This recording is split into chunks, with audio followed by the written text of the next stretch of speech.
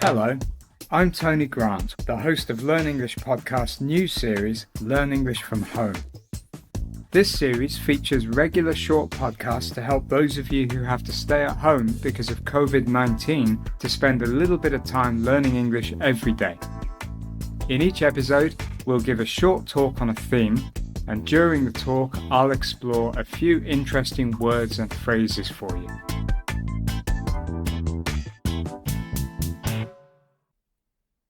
Today, I thought I'd start a series of podcasts talking about different resources you can use to learn English from home. I probably won't do all of them in sequence as there are so many interesting things to talk about, but I will let you know in the notes by tagging it resources, okay? I thought we'd start really simple and look at course books. I chose this because I'm sure everyone who has learned English in the past has used a course book. Maybe you even have some old ones at home in a cupboard gathering dust somewhere. If you do, go dig them out and have a look at them while you listen. Even if they are from your school days, I bet there's something you can still learn from them, even if it is the odd vocabulary word. Have you noticed when you get a new course book, you always feel excited and happy, but often after a few weeks you're bored of it?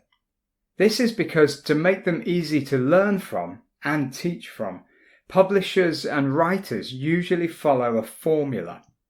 An example formula is that each chapter or unit is made up of 2 pages that present the language, new vocabulary or grammar, followed by some practice exercises, often reading and listening, and finally, activities that ask you to show what you've learned, sometimes speaking activities or written tasks.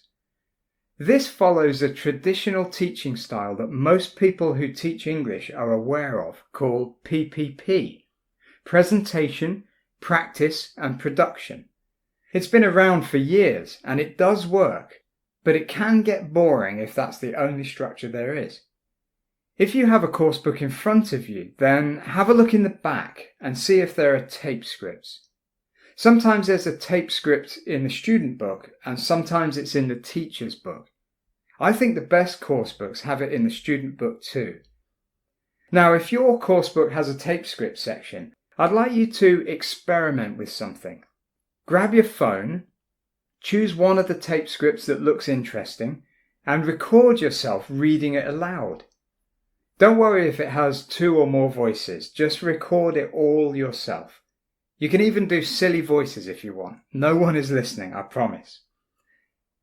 Now turn back to the exercise and do it using your own voice as the audio recording.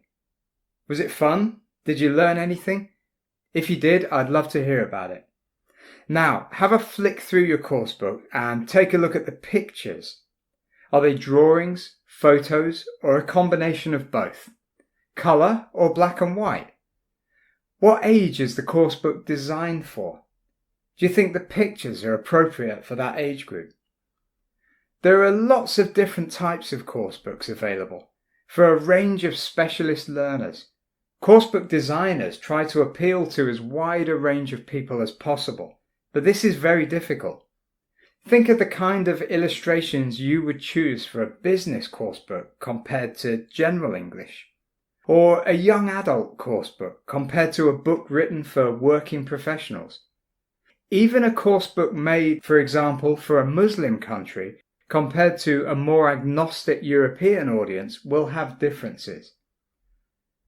Teachers try to think about this carefully. We even look for course books that have a lot of different races represented equally, and try to avoid books where doctors are always men and nurses are always women.